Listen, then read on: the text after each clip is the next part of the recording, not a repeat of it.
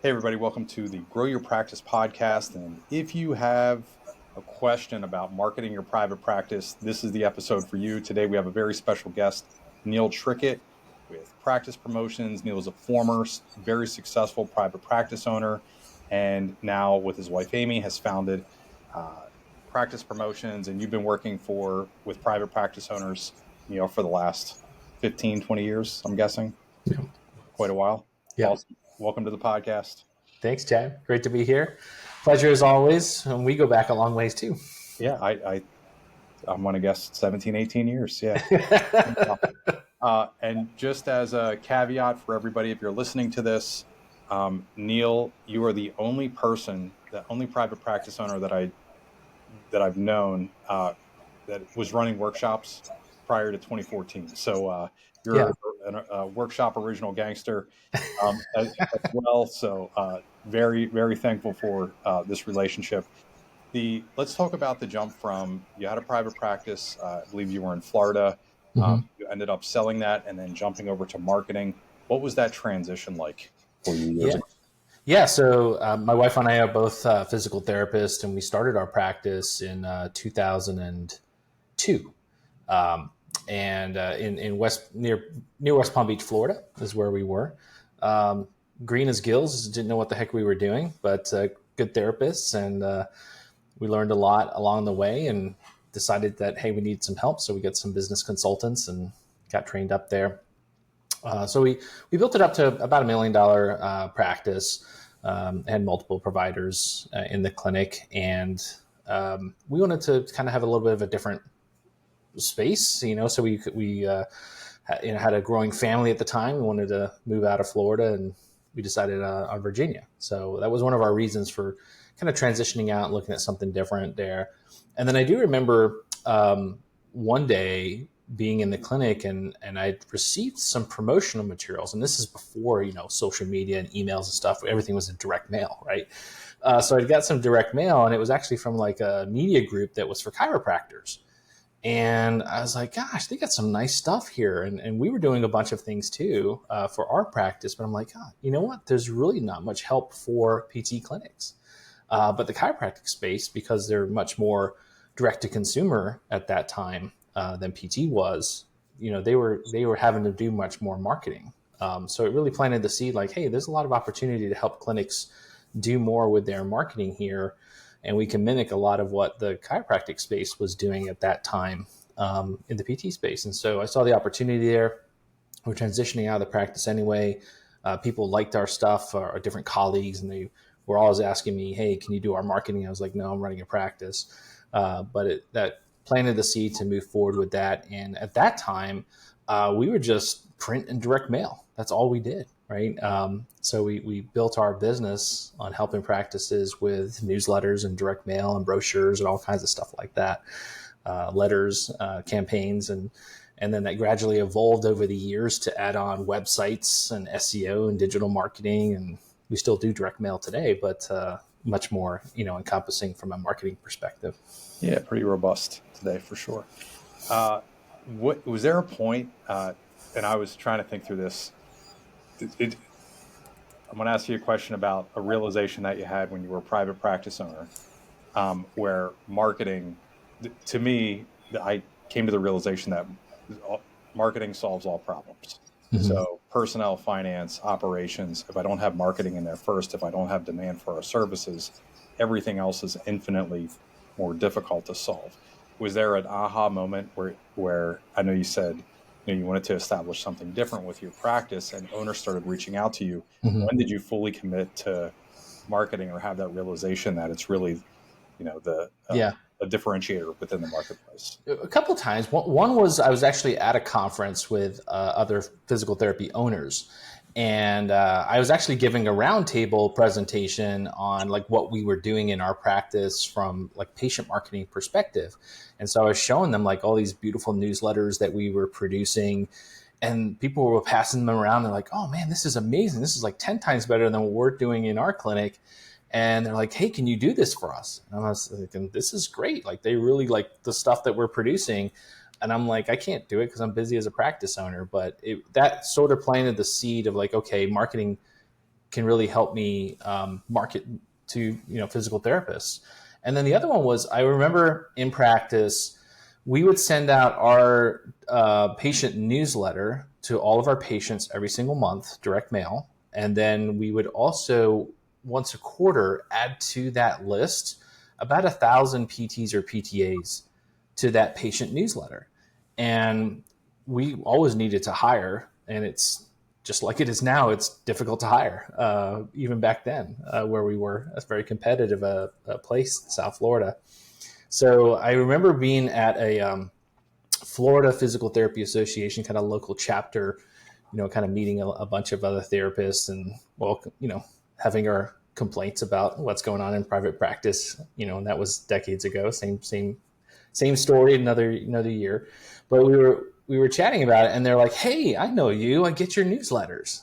And I thought, wow, like it really, marketing does work. Like you really get known. It's like a PR marketing kind of thing that was going on, but just to be recognized by other physical therapists that had heard of us because we were just doing general marketing to them.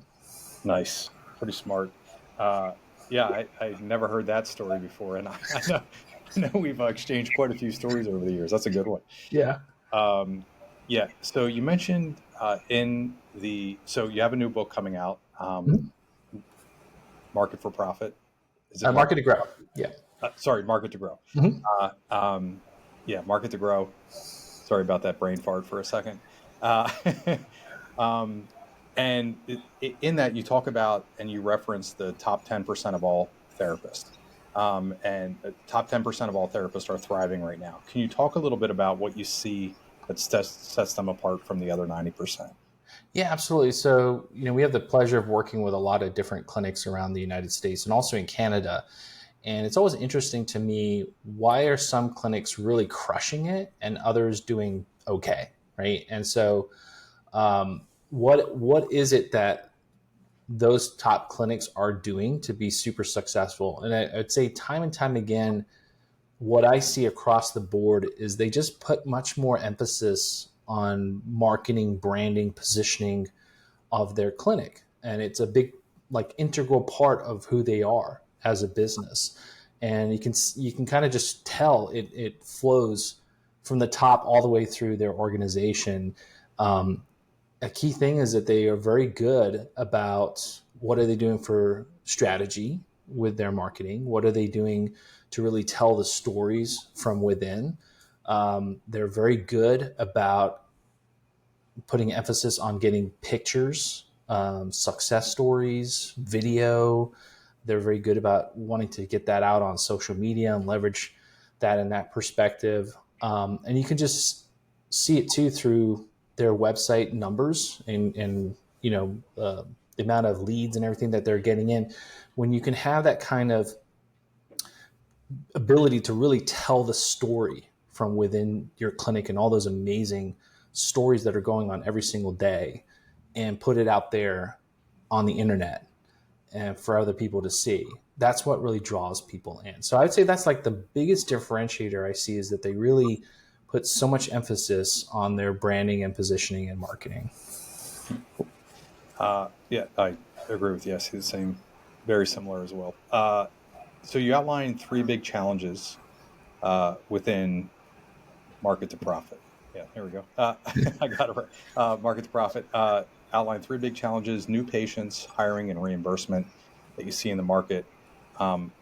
Any one of those most pressing here in 2025? And yeah, what are you seeing here as we roll into Q2 here in 2025? Yeah, I think it depends a lot on the size of your business, right? Size of your practice, and there's different challenges at different levels. And so for smaller clinics, it's about always getting more business, right? Getting new patients, and so that's their number one challenge. Second to that is usually hiring. And then profitability around that. But then I see the clinics that get bigger, because we work with some clinics that are 160 locations. So they start to have as you get into the multiple locations, hiring becomes a bigger and bigger problem, because you need the people there to deliver the service. And it's going to be a natural thing as you get bigger that people come and go. So you have to have more machine in place to attract the right kind of people and flow them into the business. And we all know that there's such a shortage of talent right now, that it's a fight for the best, and in both attraction and retention. So those clinics have to put a lot more emphasis on that. And then we do have a lot on everybody's mind in terms of profitability. And what I've seen, and you've probably seen this a lot too, Chad, because I know you've done this for a lot of years, but there's more and more of this change, this pivot into a hybrid model in the clinic, where more and more clinics are bringing in additional cash value services to their traditional insurance model. And I just see that's the future of therapy, where we're having that hybrid model and growing it, servicing the needs of the public who want those health and wellness services. That's a growing industry, and we got to be able to tap into that more. Yeah, absolutely. I see it a lot, and I know some mutual friends that we have that are experiencing that. For us, we just really put an emphasis on cash-based services over this past year, even though we've been talking about it for I think 10 years now, since like 2015. But we did a huge personal push there, and ended up adding 120K in cash services here in Q1, and that was almost like 40% of our profitability. Awesome. So it was like, I mean, if we wouldn't have that, we'd be skating on thin ice for sure. Mm-hmm. Great. The other thing that you mentioned in there, the new patient roller coaster, can you share with everybody what that is? Because I know I've done it quite a few times, but what the new patient roller coaster is, and how clinics can stabilize growth and get that consistency and predictability that they're looking for. Yeah, great point there. And like you said, you've seen a lot of this. I got this actually from our business consultants and stuff that we worked with years and years ago, but it just made sense. And it's just, I think, a natural part of what we see in practices where, you're having a great couple of weeks. Marketing's not on your mind because you're busy in the clinic and you've got all these new patients and evals that are on the books, and you're busy treating away. You're happy, and, revenue's flowing in, and you're like, hey, we're going to keep cooking along. But one thing that is certain is that things don't ever stay the same. So then we have those weeks where the bottom drops out, and we're like, where did all the evals go? We start calling around and trying to find patients, and then it's a panic. Therapists start getting a little squirrely, and they're like, hey, twiddling their thumbs on some empty slots, and you're like, wondering where the new patient's going to come from. So that's a roller coaster. Like, sometimes you're high and sometimes you're low, but that really, it's an emotional drain for one, because you don't have any, you're hitting these highs, you're hitting these lows, and it's very hard to predict where you're going to go. So you might have these great goals that you want to achieve, let's say for the end of the year, but you think you're going to hit it when you're on the highs, and then you're wondering, like, are we going to make it at all on those lows? And so you want to have more of that consistency, and that's what's going to get you to those goals. And what drives that consistency is having enough marketing in place that's bringing that volume of people to you, so that you have the leads in place. Your front desk is good at converting them into actual evals on the books, and your therapists are doing a great job of servicing them and making sure that they're coming for their full plan of care. Nice. I want to dive into the market to grow system. You have 3 core strategies that you've highlighted there.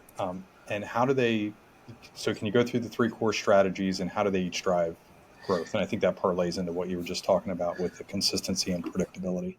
Yeah, absolutely. So, I mean, gosh, I worked with almost 1,000 practice owners over the years here, and just looking at what have the top ones done to be successful, and just kind of looking at that through the lens of, all right, what's the strategy here that's been the overarching theme within these? And so what I've done is kind of boil that down into 3 critical areas. One is, what are you doing to grow your business? So that's market to grow. And then what are you doing to recruit talent? And that's market to hire. And then what are you doing to improve your profitability? And that's market to profit. So how are you leveraging marketing within each one of those 3 buckets in order to achieve that? In the market to grow concept, we're looking at specifically direct to consumer marketing. So how are you tapping into all those people out there that are searching for help, right? That don't even know you or even really realize why they would go see a physical therapist. So there's a lot of capabilities right there. So first off, it's about online discoverability. So how are you positioning your clinic to be everywhere online, right? And we focus a lot on Google searches. Obviously, there's social media advertising that you can use from that perspective, but how can you be as present as possible across online where all these searches are being done? And let's face it, when someone has a pain or a problem, they're going to Dr. Google primarily for advice. So how can you be discovered for that? As they come in and start to look at you, they're going to look at your Google profiles online. They're going to look at your reviews. They're going to look at your website, and they're going to see, what kind of information do you have for me? Are you a solution that can help me with my pain or problem? And so then you have to have a really good ability through your website to convert people from visitors to actual people booking appointments. And so we put a lot of emphasis on conversion rates through the websites. What you can do there is you really can look at what most people don't know is like, what is my actual number of people coming from my website? Most people don't know that because they don't have the right tracking or data from it. But if you can have that information, what you'll find is that most websites convert around 2% of the people that actually come to it to a person booking an appointment. If you could increase that percentage by 2%, you double your number of new patients coming in the door. So that's just how important website conversion is. So if your website converts, let's say 1,000 people come to it, you've got 2% conversion, that's 20 new patients a month. If you can increase that by 2%, now you've got 40 new patients a month coming into you. So that's just how important that is. Great. Opportunity for a humble brag here. Can you talk about a practice that, and you can leave them anonymous, but that you did that with? Because I know you talked about fixing a leaky bucket and improving conversions. Can you talk about maybe what a practice had in place and then what they put in place with practice promotions and how that resulted in more conversions?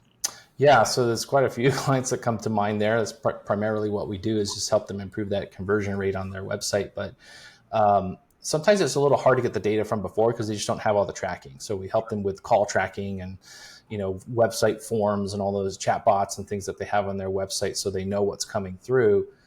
That gives them a much clearer picture of how many people they're actually getting to their website and then how many are actually converting into people. But I know we've had some clients that go from, in that 2% range. Our average is actually 8.3%. So, it's like a quadruple amount that goes into it. Some of the things that make that happen are actually leveraging a lot of behavior and AI technology. So in the website build process, we'll have our designers use an AI software that mimics how people's eyes actually track on the page. So if you know how people's eyes track on the page, you can design it in a way where you have optimum colors and positions of buttons and things like that for people to take action. And then once you have that up and running, then you can run heat maps on your website, which actually show how people are scrolling on the page, where they stop, what they click on. And so if you have that information, then you can understand like, okay, people are not scrolling down after this point. We might need to shift some things around to make it, so they will stay on the page and click around on a few more things, and then they start to take action. Nice. Let's roll into market to hire. Yeah. You just dropped a good nugget there, which was the importance of marketing in your recruiting efforts. And when you mentioned that you mailed 1,000 PTs and PTAs, oddly, I just got back into direct mail as well. Not even in prep for this, but this past quarter I started direct mailing a list of licensed PTs and PTAs here in Central PA. So love this idea. Mm-hmm. And I think it's a big shift for a lot of practice owners. Other than that, or in addition, is there anything else that you're doing in the market to hire, in that system, in that process to help practice owners recruit talent? Because that is a big problem for us right now. Yeah, absolutely. It's such a need today. And I'm starting to see it a little bit out there, but we're still, as practice owners, we're still stuck in this like traditional recruiting model.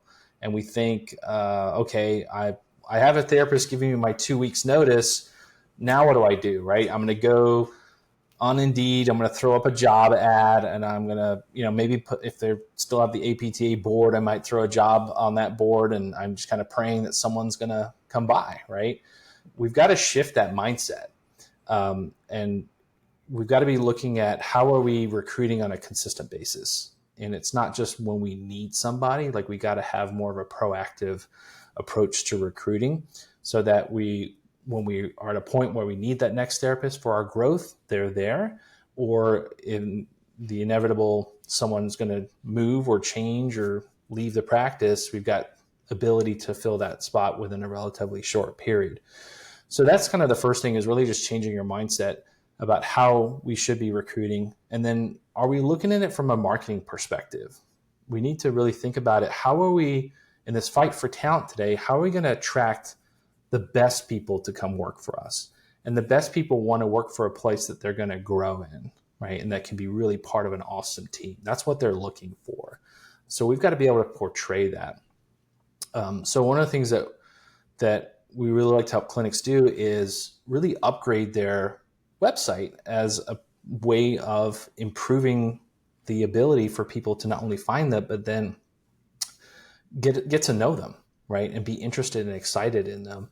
So you really got to spend a lot of time in improving your careers page on your website. You got to showcase who you are as a practice, all the great things that you're doing with your team visually, incorporate that into your website pages there, so that you can, again, get more people excited and interested in and moving in through to that interview process.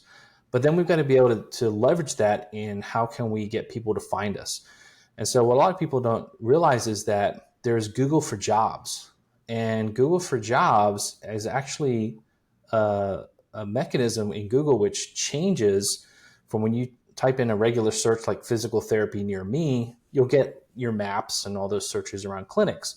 When you type in physical therapy jobs near me, Google for Jobs switches and pulls up. And so you'll see everything to do with job postings there. And so you're going to see a lot of Indeed posts, ZipRecruiter, everything like that will be up there. And they actually have a 3-pack there also for jobs. So what if you could take someone, instead of them clicking on an Indeed ad from Google and going into Indeed, what if you could take them right into your website and have a much more, better relationship with them? So that's what we're able to do, is actually build a recruitment center within their website. And those job posts now come from within the website and pull right up into Google for Jobs. So you're looking for those people that are browsing around on the internet for positions, and then they're going to click and come directly into your website. Anecdotally, I'll share with you, Mike Gilbert, my partner here, back in 2007, 2008, he was working for another company, and he had been paying attention to our marketing efforts that we were marketing direct to consumer. This is exactly in line with everything you're saying. And when we interviewed him, I said, how did you end up, how are you here? Why are you here? And he said, because I pulled all of your marketing, print, direct mail, anything that I can find. And I went to my place of work and I said, this is what we need to be doing. Mm-hmm. And they said no. And he was like, that's why I'm here. Gotcha. So, but I mean, it's 100% in line. I'm just too dumb to take a nugget from 2008 and apply it today. So this is great. That's cool, sir. But we got to think about, who do we want to attract? Exactly. And the people we want to attract are great therapists who are already working someplace. We don't want the person that's just been laid off or fired. Exactly. Right? We want the person that's already a great team player. They're just not quite satisfied. And when they're not quite satisfied, they start to browse and look at other places around them and what are they doing? What is it like at those other clinics? That's going to be through Google, and it's going to be through your website. So if you can get in front of them that way, you're just going to get a much better quality candidate coming through. Yeah. Let's roll over into market to profit. Mm-hmm. You talk about the revenue ratio. Can you go into, just for owners that haven't heard of that before, what exactly that is and how do you use it? Yeah, absolutely. So revenue ratio is basically looking at what is the maximum capability of your clinic space in terms of patient visits and production on a weekly basis, and then divide that by what you're currently doing.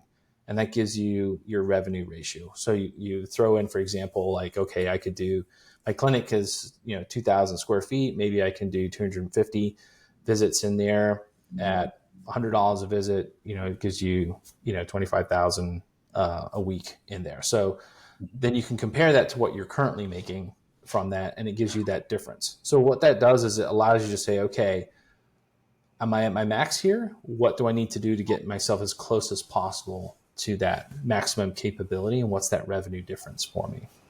Yeah, cool. And then what are the best ways that you've seen, since we're talking about profitability, that you've seen clinics attract higher paying patients or introduce cash services? Yeah, absolutely. So a real simple thing to do is advertise your top insurances. So I don't know, let's just say Blue Cross Blue Shield, for example, and Medicare are your best paying insurances. Have those logos, those icons up on your website. Segment your email lists to those particular and email those people more. So there's things that you can do if you want to attract more of your higher reimbursing insurances. That's one.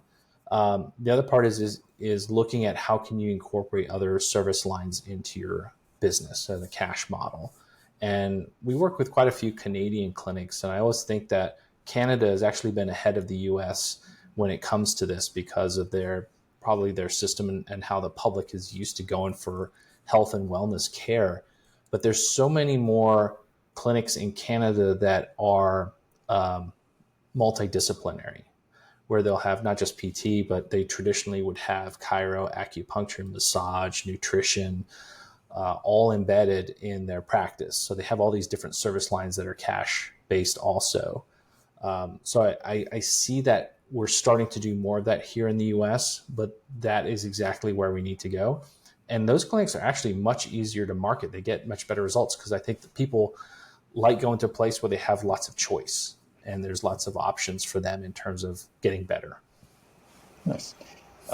Let's roll back to marketing. What are some of the big mistakes that you see practices making in their marketing? I would say the first mistake is usually the owner trying to do it all themselves. So they become the bottleneck, and they're thinking, "Hey, I'm going to save some money here. I can, work on my own SEO. I can do my own Google ads. I can, do my own social media." And that's just not a good use of your time. What you need to be is you need to be a very good understand marketing, right? And then have the strategy, the vision for your practice, where you want it to go, and then leverage people that you can use. So maybe that's working with an outside agency, or maybe that you have a marketing director that can help you out with certain actions, but trying to do it all yourself, I think, is the number one mistake I see a lot of practices do. And then not looking at your marketing metrics. So you should be looking at your customer acquisition cost or your patient acquisition cost, and understanding how your marketing is helping you get that as low as possible. For a lot of clinics out there, it's good if you're shooting below 100. As you start to get to like $50 patient acquisition cost, that's really great. So the closer that you can get to that $50 patient acquisition cost, I think, is key. And if you know that number, you can work towards it from a marketing perspective. But knowing those marketing metrics as fundamentals is a if you don't know that, that's a big mistake. Yeah. So I haven't seen this recently, but I think this was like 2018, 2019. I saw an industry report that the average private practice in PT invest 1.9% of their gross revenue into marketing. You mentioned within the market to growth system that the average practice owner is drastically underinvesting within marketing. How do we correct that? How should they be thinking about ROI, budgeting? Mm-hmm. What percentage of my revenue should I be dedicating to marketing, et cetera? Yeah. I mean, if we look at what the Small Business Association recommends and what they survey across multiple industries, multiple small businesses, which practices fall into, most of those businesses are spending anywhere from 5 to 12% of what they make towards marketing actions. In the medical space, whether you're a doctor, acupuncturist, whatever, It's more 5 to 8%. And I think you got to really look at your budget as a means of, okay, what's my throttle in my business? And so if I'm pretty busy, then I don't need as much percentage towards marketing. But if I have goals of expanding my clinic, multiple locations, whatever it may be, you got to invest in that for your growth. So typically, 5% is of revenue towards marketing activities. And that does include a marketing director's salary if you have a marketing director. But that's a good benchmark for kind of just status quo, normal growth. And then if you want to accelerate that more, you want to push it a little bit higher towards, that 8% range for faster growth. And I will say that marketing is expensive when it doesn't work.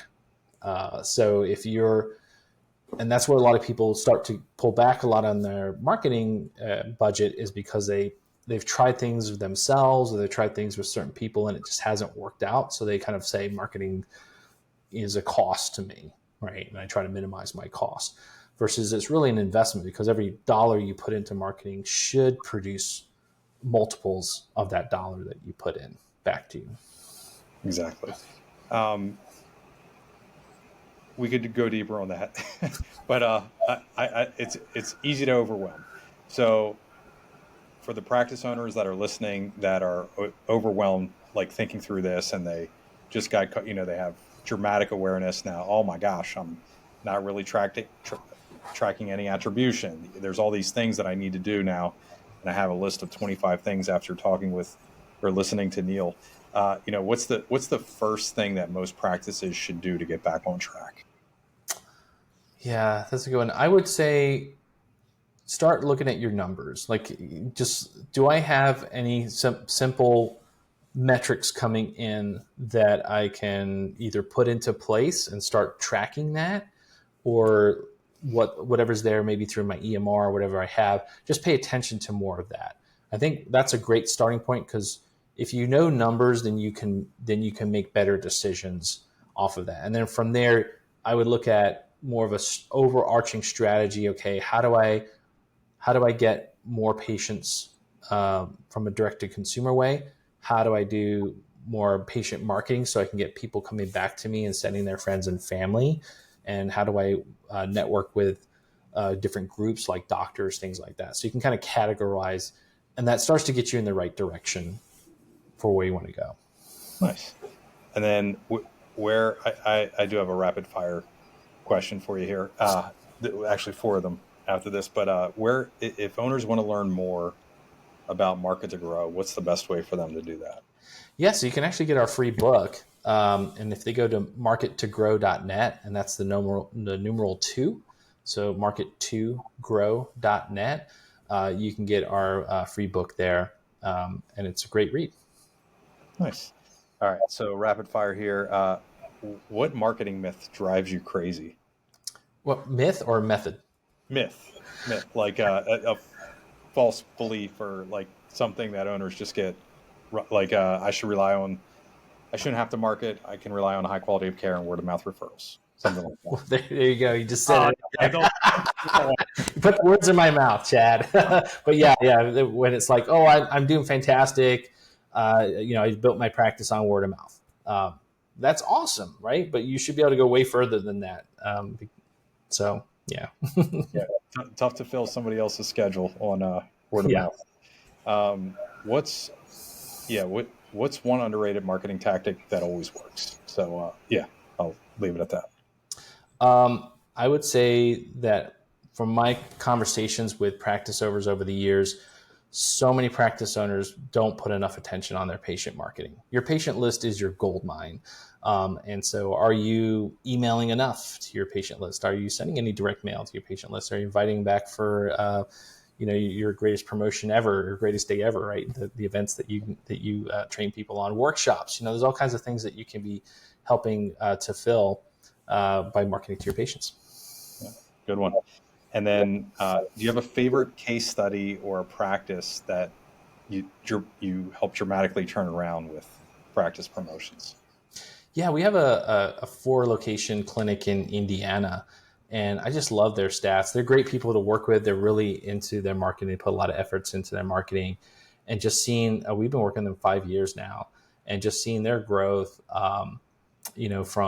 from COVID all the way up to today. And, they basically, like, I don't know, 5x'd their clinic growth, with all the actions that they do within the clinic, and then all the things that we're helping them with from a marketing perspective too.